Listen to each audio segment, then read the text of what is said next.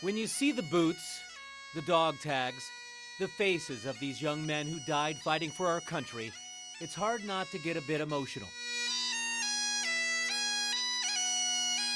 This is the Eyes of Freedom, a traveling tribute to one of the hardest hit units in American history. LIMA Company, a reserve unit, part of the 3rd Battalion, 25th Marine Regiment. Corporal Mike Straley was with them in Iraq. Catching a Reds game with Dad didn't happen after this. So, you know, we carry their legacy on through these portraits. All of their family members are our biggest supporters, hands down, and we want to make them proud every day. In a 5-month period in 2005, LIMA Company lost 23 men, 18 from Ohio. Early on, I was suffering from some pretty severe survivor's guilt. 2 explosions, IEDs, one in May of '05, the other just 3 months later, killed 20 men in a matter of seconds. When the news came of the August 3rd blast, it was devastating. It was an entire squad of our 3rd platoon, and a large majority of that squad was from the Cincinnati area. An artist named Anita Miller was touched by the tragedies that hit LIMA Company. After 2.5 years of working with families and doing research, this beautiful display of life-size portraits and personal stories debuted on Memorial Day 2008. Mike takes it on the road for 35 stops a year all around the U.S. For that survivor's guilt Mike mentioned, this has been therapeutic.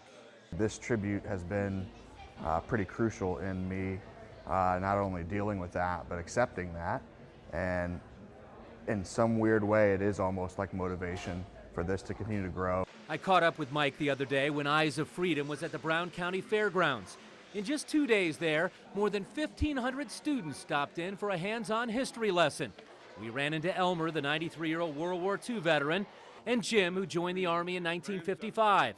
And with Mike, the Purple Heart recipient, acting as tour guide for people who want to navigate in and around these paintings and plaques, visitors learn quickly from listening to him how war really is hell. It threw me out of the vehicle. I took heavy shrapnel to my legs, my stomach, and my chest, so my right arm, but the intestinal damage was the worst. That was the life-threatening injuries. The blast in May nearly killed Corporal Straley. Right next to him, one of his best buddies in Iraq was killed. Wes Davids was a guy from Dublin, Ohio, and he was one of our A gunners. Perhaps the most powerful thing you'll find when you visit is the just-in-case note tucked in Lance Corporal Wes Davids' boot, written by that teenager to his family, just in case he didn't make it home. Dear Mama, Papa, and Stephen, if you are reading this letter, then you probably already know that the worst has happened. I understand that you're all sad right now. It's only natural. I only hope that you can find comfort in the fact that I died for you, all my family, and the country that I love. Don't be angry. I knew the risks and chose to accept them. Nobody made me do it. I want you all to know that I love you very much and can never possibly express that to you. Love always, Wes.